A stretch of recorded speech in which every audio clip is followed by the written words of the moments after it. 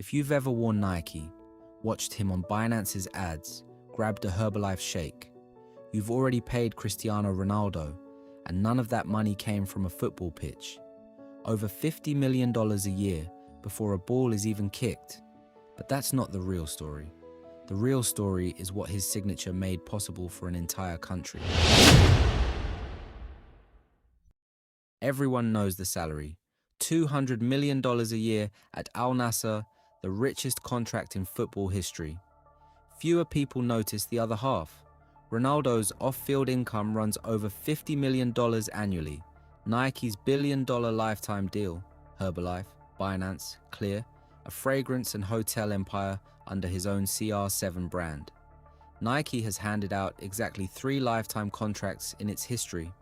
Michael Jordan, LeBron James, and Ronaldo, the only footballer in that company.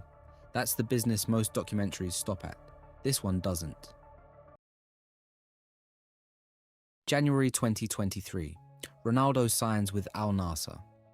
On the surface, it reads like a farewell tour, a legend cashing a final paycheck in a league nobody outside the Gulf could name. What actually happened was different. Ronaldo wasn't just joining a club. He became the proof of concept for a strategy Saudi Arabia's public investment fund had been building for years. Within months of his arrival, PIF took majority stakes in 4 of the league's biggest clubs. Neymar followed, Benzema followed, Kante, Mane, a wave of stars nobody expected to leave Europe. One signature opened the door the whole plan walked through. Saudi Arabia didn't need just any star. It needed the most recognizable face in world sport, someone whose arrival alone would force global attention onto a league most broadcasters had never covered. Ronaldo had that reach built in, the most followed person on Instagram, north of 600 million followers, a brand that transcends football itself. When PIF needed a face to legitimize an entire national sports strategy, it didn't audition candidates. It signed the one athlete whose presence alone was newsworthy on every continent, every day, regardless of results on the pitch. Human rights groups have a name for what came next: sports washing, using beloved public institutions to soften scrutiny of a government's record. In this case, one still facing global criticism over the 2018 killing of journalist Jamal Khashoggi, an Operation US Intelligence concluded the Crown Prince approved. Newcastle United, Live Golf, merged into the PGA Tour under sustained antitrust scrutiny. A declared multi-billion-dollar football sponsorship budget. The 2034 World Cup, awarded outright with no competing bid. Ronaldo didn't build any of that. But his signing was the ignition point, the moment the strategy stopped being theoretical and started being global news. This isn't a story where the athlete is simply a willing prop. In February 2024, Ronaldo sat out a match in protest, frustrated that a rival club, also PIF-owned, had outspent Al-Nassr in the transfer window during a season they were chasing the title.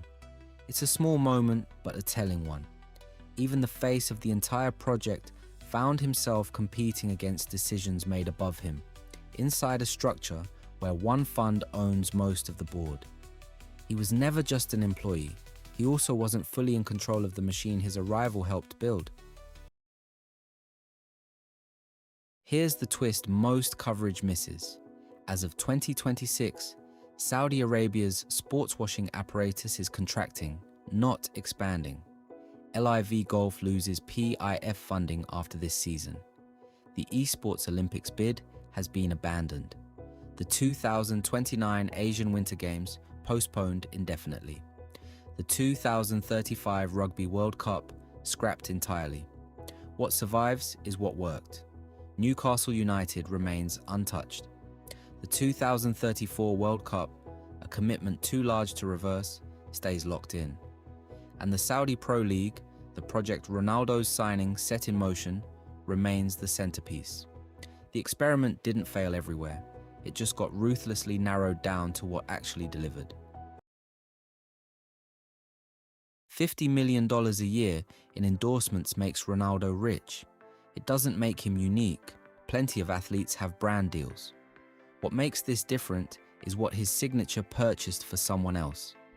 A single transfer gave an entire sovereign wealth fund a global news cycle, a credibility bridge into Western sports media, and a template other leagues would go on to study. He got paid whether he touched the ball or not. Saudi Arabia got something arguably more valuable: proof that money, applied to the right name, could move an entire country's reputation forward faster than diplomacy ever could.